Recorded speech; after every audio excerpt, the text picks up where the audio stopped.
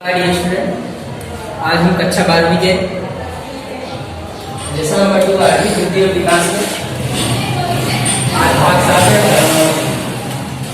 पढ़ना क्या है। हमें पढ़ना है जीवन की भौतिक गुणवत्ता के घटक। स्टूडेंट, इसके पहले हम पढ़ने से पहले याद दिला दें कि जीवन का भौतिक गुणवत्ता होता है क्या, आप पढ़ चुके हैं। आज हम इसके कौन कौन से घटक हैं उसके बारे में पढ़ेंगे। तो जीवन का भौतिक गुणवत्ता को किसने प्रस्तुत किया है? तो डेविस मोरिस नाम के एक अर्थशास्त्री हैं, उन्होंने जीवन के भौतिक गुणवत्ता को प्रस्तुत किया। और जीवन के भौतिक गुणवत्ता को physical quality life index, English में CQLI के नाम से जाना जाता है। हम बात करें स्टूडेंट कि इसके अंदर किन किन चीजों का समावेश होता है। तो शिक्षा का अनुपात, पहले बात कर लेते हैं कि साक्षरता क्या होती है। पहले बात कर लेते हैं साक्षरता क्या होती है। तो कोई ऐसा व्यक्ति जो किसी एक मैं उम्र पे नहीं जाऊंगा, जो आपको नॉर्मली पर उम्र पे जब परिभाषा पढ़ेंगे तो वो हम बाद में देखेंगे, लेकिन आप एक नॉर्मली परिभाषा साक्षरता की ले लीजिए। यूनाइटेड नेशन के द्वारा दी गई है साक्षरता है क्या, UNDP ने इसकी परिभाषा दी है कि कोई भी व्यक्ति चाहे वो छोटा बच्चा हो, 5 साल की उम्र से लेकर कोई भी व्यक्ति चाहे जो भी हो, वो कोई एक भाषा लिपि को पढ़ सकता है, उसको समझ सकता है। कोई भी भाषा हो सकती है, कोई जरूर नहीं हिंदी इंग्लिश कुछ भी, कोई एक भाषा चाहे उसको मातृभाषा नहीं, उसको पढ़ सकता है, लिख सकता है, समझ सकता है, उसी को हम साक्षर कहेंगे। ठीक है स्टूडेंट, साक्षर किसे कहेंगे? कोई ऐसा व्यक्ति या 5 साल की उम्र का कोई ऐसा बालक या कोई ऐसा व्यक्ति जो अपनी मातृभाषा मतलब जो बोलते हैं, जो शुरू से घर में सिखाया जाता है, तो वो बोल सकता है, लिख सकता है, पढ़ सकता है, समझ सकता है, उसे हम साक्षर गिनेंगे। वो क्या है? साक्षर है, यानी उसको कोई एक पार्टिकुलर भाषा पढ़ने आती है। अब बात करेंगे यहाँ पर शिक्षा के अनुपात की। शिक्षा का अनुपात होता क्या है स्टूडेंट? तो देश में कितने लोग साक्षर हैं, कितने लोग पढ़े लिखे हैं। कहने का मतलब है कि शिक्षित जनसंख्या, शिक्षित जनसंख्या। शिक्षित जनसंख्या का मतलब है कि देश में कितने लोग एक किसी भाषा को पढ़ सकते हैं, लिख सकते हैं, समझ सकते हैं। तो शिक्षा का अनुपात का मतलब है देश में शिक्षित जनसंख्या के बारे में बात कर रहा है। यानी पहला घटक क्या हो गया? पहला घटक हो गया आपका देश में शिक्षित जनसंख्या कितनी है, उसके अनुपात। देश में शिक्षित जनसंख्या कितनी है उसका अनुपात है पहला घटक। पहला घटक आपको समझ में आया होगा। हम बात करते हैं दूसरे घटक की, अपेक्षित आयु।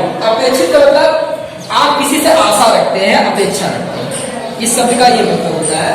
इसके अपेक्षित का टर्मिनोलॉजी है कि आप किसी से अपेक्षा रखते हैं, आशा रखते हैं। आशा रखना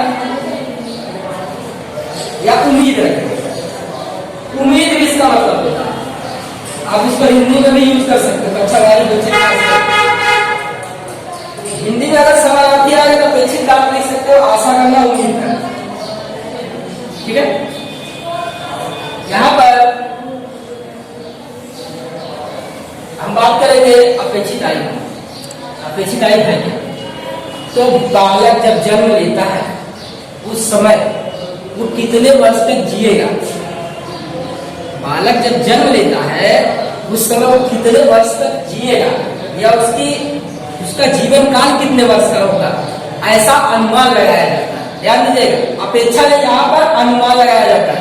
भले अपेक्षित आयु शब्द का प्रयोग किया गया है, भले अपेक्षित आशा रखना, उम्मीद करना, लेकिन यहाँ पर आशा उम्मीद जो भी होता है वो क्या होगा? अनुमान आधारित होता है, पूर्ण कभी नहीं। तो बालक जब जन्म लेता है, जन्म के समय से कितने वर्ष तक अपने जीवन को जिएगा, ऐसी अपेक्षा रखी जाती है, उसी को हम अपेक्षित आयु कहते हैं। स्टूडेंट, ये फिजिकल क्वालिटी लाइफ इंडेक्स का दूसरा घटक है। अब बात करते हैं बाल मृत्यु दर। तीसरा घटक क्या है? बाल मृत्यु दर। बात करते हैं कि जीवित जन्मे 1000 बच्चों की तुलना में 1 वर्ष की आयु को जो बालक पूर्ण नहीं करता उसके पहले उसकी मृत्यु हो जाती है। कहने मतलब मैं आपको मैथमेटिकली भाषा में बताता हूँ कि मान लीजिए कि आज के दिन, आज डेट है 6 अगस्त। 6 अगस्त के दिन 1000 बच्चों ने जन्म लिया और अगले साल तक 5 अगस्त के पहले जितने बच्चे की मृत्यु हो जाए, कहने का मतलब है कि अगर अगले साल तक 12 बच्चों की मृत्यु हो गई तो वो 12 क्या हो गया? वो उस साल की बाल मृत्यु दर हो गई। प्रत्येक देश का बाल मृत्यु दर समय समय पर बदलता है। उसके बहुत सारे कारण है, स्वास्थ्य कारण है, बालक किस माहौल में रहता है, वो सारे कारण उसके अंदर गिने जाते हैं। तो अब हम डेफिनेशन पे आते हैं। ये आपको समझ में आया वो नहीं करता। डेफिनेशन क्या है बाल मृत्यु दर की? तो सुनिए, 1 वर्ष में जन्म लेने वाले प्रति 1000 बच्चों की तुलना में अगले 1 साल के अंदर मृत्यु पाने वाले बच्चों की संख्या बाल मृत्यु दर कहते हैं। एक परिभाषा ये हो गई, क्योंकि जन्म लेने के बाद 1 साल के बाद ही गिना जाएगा। और आपको बुक में जो डेफिनेशन दिया है वो किस प्रकार का मैं आपको बताता हूँ। तो देखिए, जीवित जन्मे प्रति 1000 बच्चों में से 1 वर्ष की आयु को पूर्ण किए बिना मृत्यु पाने वाले बालकों की संख्या को बाल मृत्यु दर कहते हैं। यहाँ पे डेफिनेशन ऐसा है। आप परिभाषा को जरूरी किताब से लिखो, आप अपने हिसाब से उसको सेट कर सकते हैं। मुझे स्टूडेंट आपके तीनों घटक समझ में आए होंगे। शिक्षा का अनुपात, यानी देश में कितने लोग शिक्षित हैं, वो अपेक्षित आयु बालक जन्म के समय, जन्म लेने के बाद कितने वर्ष तक जिएगा, जीवित रहेगा, तो अपेक्षित आयु है। अगला है बाल मृत्यु दर, यानी कि 1 वर्ष में प्रति 1000 बालकों की तुलना में मृत्यु पाने वाले बालकों की संख्या को बाल मृत्यु दर कहते हैं। ये 3 घटक है फिजिकल क्वालिटी लाइफ इंडेक्स के। चलिए स्टूडेंट, अब आगे हम बात करते हैं। अब बात करते हैं कि ये 3 बातें क्यों, कहने का मतलब है ये 3 चीजें क्यों समावित की गई, और भी चीजें इसके अंदर आनी चाहिए। ठीक है, तो अब पहला रीजन ये है कि ये 3 बातें इसलिए क्योंकि इन तीनों चीजों का आंकड़ा कोई भी देश आसानी से निकाल सकता है। इन तीनों चीजों का आंकड़ा कोई भी देश आसानी से निकाल सकता है। कहने का मतलब है इस समय भारत में जो साक्षरता दर है वो 74 से 75% है। पुरुषों में 84 है, महिलाओं में कम। ठीक है, अपेक्षित आयु जो है भारत में वो 64 वर्ष थी पिछले जनगणना में, और अभी 69 करीब है। अपेक्षित आयु में औसत आयु शब्द का प्रयोग कर रहा हूं। कहने का मतलब है औसत आयु पूरे देश की निकाली जाती है। बाल मृत्यु दर 2009 का आंकड़ा कहा जाए तो बाल मृत्यु दर भारत में 25 थी। उसके पहले 49 थी, लेकिन धीरे धीरे कमी आ रही है। 3 बातें क्यों? क्योंकि इन तीनों का आंकड़ा आसानी से उपलब्ध होता है किसी देश के पास, पहला कारण ये। दूसरा है, ये 3 चीजें प्रयास नहीं है, परिणाम है। यानी कोई देश कितना मेहनत कर रहा है इन चीजों पे, वो इनका आंकड़ा क्या करता है, धीरे धीरे बदलते रहता है। शिक्षा के क्षेत्र में कोई देश खर्च करता है तो आपको शिक्षा का अनुपात बढ़ता है। स्वास्थ्य के क्षेत्र में खर्च करेगा तो अपेक्षित आयु बढ़ेगी। और यहाँ पर स्वास्थ्य से ये दोनों रिलेटेड है, स्वास्थ्य से दोनों चीजें रिलेटेड। आप देख सकते हैं बहुत सारी योजनाएं भारत सरकार द्वारा लाई गई। कहने का मतलब है कि खास करके सबला योजना है, उज्ज्वला योजना, ढेर सारी योजनाएं हैं जो स्वास्थ्य, अब उज्ज्वला योजना स्वास्थ्य से कैसे रिलेटेड है, ये भी क्वेश्चन होगा। क्या होता है ग्रामीण क्षेत्रों में लकड़ी का यूज ज्यादा होता है, उससे पोल्यूशन होगा और उनके स्वास्थ्य को नुकसान होता है, इसलिए इसको हम स्वास्थ्य से जोड़कर देखते हैं। अब दो बातें हैं, पहला कि सभी देश आसानी से आंकड़ा निकाल सकते हैं, दूसरा यह हो गया कि ये प्रयास के बाद इसका परिणाम दिखाई देता है।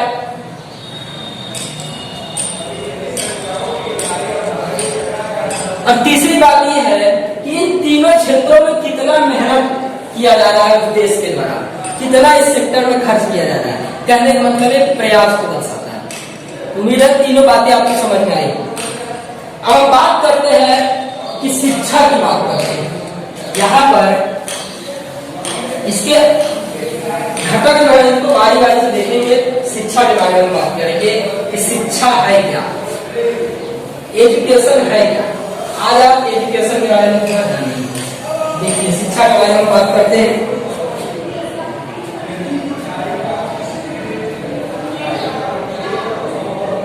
शिक्षा, मैं किताब में नहीं जाऊंगा, किताब में जो लिखा हुआ आपको पढ़ना है।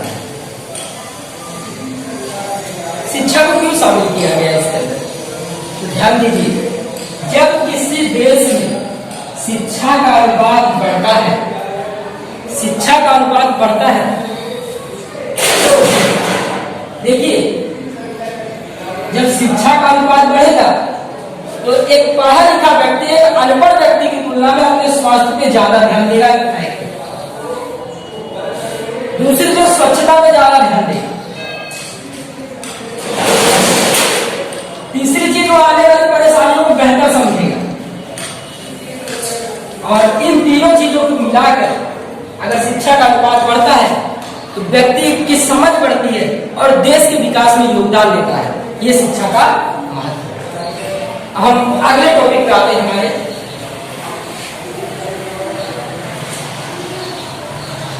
हमारा अगला टॉपिक है आयु। आयु कैसे बढ़ेगी, अगर आप थोड़ा सा भी दिमाग चलाए तो आपको पता चल जाएगा आयु कैसे बढ़ेगी।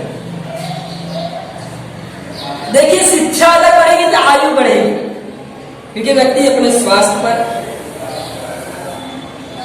स्वच्छता पर ध्यान देगा, साथ साथ वो आने वाली परेशानियों को समझने का प्रयास करेगा।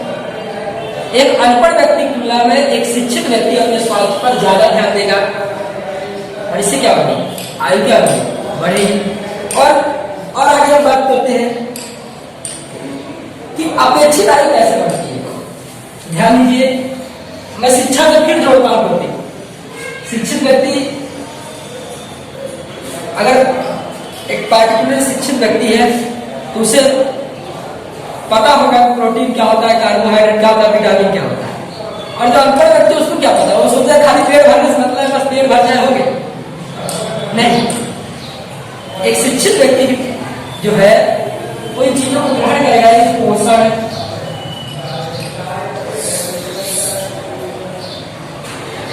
साफ सफाई, इन चीजों पर ध्यान देगा और इसके कारण क्या होगा, अपेक्षित आयु बढ़ेगी, आयु क्या होगी, बढ़ेगी। अब बात करते हैं बाल मृत्यु दर को कैसे हम कम कर सकते हैं। बेस पे ध्यान दीजिए, बाल मृत्यु दर कैसे कम होगा।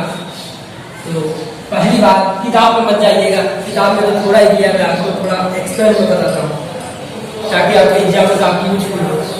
देखिए कई बालक माता के गर्भ में मृत्यु को प्राप्त किया था, साथ साथ माता की मृत्यु हो जाती। कहने का मतलब है कि माताओं के अंदर एनीमिया, ढेर सारे गर्भावस्था के दौरान उनको प्रोटीन की जरूरत होती है। यानी पहला प्रोसेस हम कर सकते हैं कि गर्भावस्था के दौरान माता को उचित पोषण युक्त आहार दिया जाए ताकि बालक को भी पोषण मिले। इससे क्या हो, जाहिर सी बात है कि अगर गर्भ में बालक को उचित पोषण मिलता है तो उसकी मृत्यु दर की चांस एकदम कम हो जाएगी। आगे हम बात करते हैं, बच्चों को उचित पोषण युक्त आहार दिया जाए, विटामिन वगैरह दिया जाए, स्वास्थ्य की अच्छी सुविधाएं दी जाए। इन सभी से हम क्या कर सकते हैं, बाल मृत्यु दर को घटा सकते हैं। अब बात करते हैं कि जीवन के भौतिक गुणवत्ता की रचना कैसे की जाती है, कैसे बनाया जाता है इसे। बस ये आपका लास्ट टॉपिक होगा, जीवन के भौतिक गुणवत्ता अंक की रचना। आपने पढ़ा, उसके घटक पढ़े, लेकिन इसकी रचना कैसे होती है। तो ध्यान दीजिए, यहाँ पर शिक्षा, आयु और बाल मृत्यु दर 100 भी लिया जाता है। शिक्षा, आयु और बाल मृत्यु दर, बाल मृत्यु दर को 100 नंबर दिया जाता है। कहने का मतलब ये आपके एग्जाम में 3 क्वेश्चन आया है और एक क्वेश्चन है 100 नंबर। कहने का मतलब है कि शिक्षा, आयु और बाल मृत्यु दर को कितना भाग मान लेते हैं, 100 मान लेते हैं। कहने का मतलब है कि अगर आपके एग्जाम में 3 क्वेश्चन आया तो 100 नंबर है। कहने का मतलब है कि शिक्षा, आयु और बाल मृत्यु दर कितना गिन लेते हैं, शिक्षा, आयु और बाल मृत्यु दर को कितना गिन लेते हैं, 100 गिन लेते हैं। पहली संरचना ऐसे होती है। सेकेंड बात करते हैं, इन सभी निर्देशकों को 0 से 100 के बीच अंक दिया जाता है। 0 से 100 के बीच में अंक दिया जाता है, यानी वही चीजें जो ऊपर आई है, यानी तीनों जोड़ के 100 बना देते हैं, तो 0 से 100 के बीच में क्या दिया जाता है, अंक दिया जाता है। दूसरा नंबर ये हो गया। अब तीसरे की बात करते हैं। तीसरा घटक क्या है, इन तीनों बातों को देश को प्राप्त अंकों का योग होता है, यानी कि किस देश को इन तीनों को जोड़ के कितना अंक प्राप्त हुआ है, देश को प्राप्त अंक। इन तीनों को जोड़कर किसी देश को कितना अंक प्राप्त होगा, इसको बाद में डिस्कस करूंगा, इसका भी डिस्कस नहीं करना है। बात करते हैं कि कितने घटकों को शामिल किया गया है, 3 घटकों को। तो उस जो परिणाम प्राप्त होता है उसको हम 3 से भाग देते हैं। कितने से, उसको हम 3 से भाग देते हैं, क्योंकि औसत मिला है ना, तीनों है ना। और जो अंक प्राप्त होता है, भौतिक गुणवत्ता अंक होता है, भौतिक गुणवत्ता अंक होता है। चलिए मैथमेटिक्स में देखिए, शिक्षा, आयु, बाल मृत्यु दर को 100 गिनते हैं, 0 से 100 के बीच अंक दर्शाया। तो देखिए, मैं किसी एक देश का, मैं 2-3 देशों का निकाल लेता हूँ। चलिए, मैं यहाँ पे 2-3 देशों का आपको निकाल के बताता हूँ। चलिए, मैं ले लेता हूँ इंडिया, यहाँ पे मैं लेता हूँ नेपाल, यहाँ पे ले लेता हूँ श्रीलंका। चलिए, हम तीनों देशों को निकालते हैं की वजह।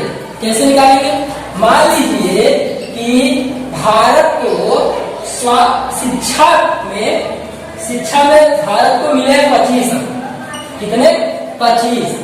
और बाल शिक्षा में और आयु, शिक्षा में 25, आयु में 20 और बाल मृत्यु दर में 10 अंक भारत को मिले। कितने मिले हैं, 25, 20 और 10। 25, 20 और 10 कितना होगा, 45। 45 प्लस 10 कितना होगा, 55। उसको 3 से भाग दे दो। मान लीजिए आप इसको 3 से भाग दोगे तो आपका जो आंसर आएगा 17, 15 जो भी है, भारत का 17 हो गया। इसी प्रकार से नेपाल का जोड़ लीजिए 24, 24 और 30। 24 और 48 और 30 कितना हो गया, 78। 3 से भाग दीजिए, जो भी आया 18, 17 जो भी आया आपका। इस प्रकार से आप उसको निकाल सकते हैं, यानी तीनों को जोड़ दीजिए और 3 से भाग दीजिए। एक बार फिर से देख लीजिए, शिक्षा, आयु, बाल मृत्यु दर, 3 चीजें 100 भाग लिया जाता है। शिक्षा में कितना मिला, आयु में कितना मिला, बाल मृत्यु दर में कितना मिला, उन तीनों को जोड़ के 3 से भाग दे देते हैं तो PQLI निकल जाता है। आपके क्वेश्चन अगर आपको 2 नंबर में पूछेगा, जीवन भौतिक गुणवत्ता की रचना कैसे होती है, उसका उम्मीद है आपको समझ में आएगा। अब हम इसकी महत्वपूर्ण बातों को कल देखेंगे। Thank you.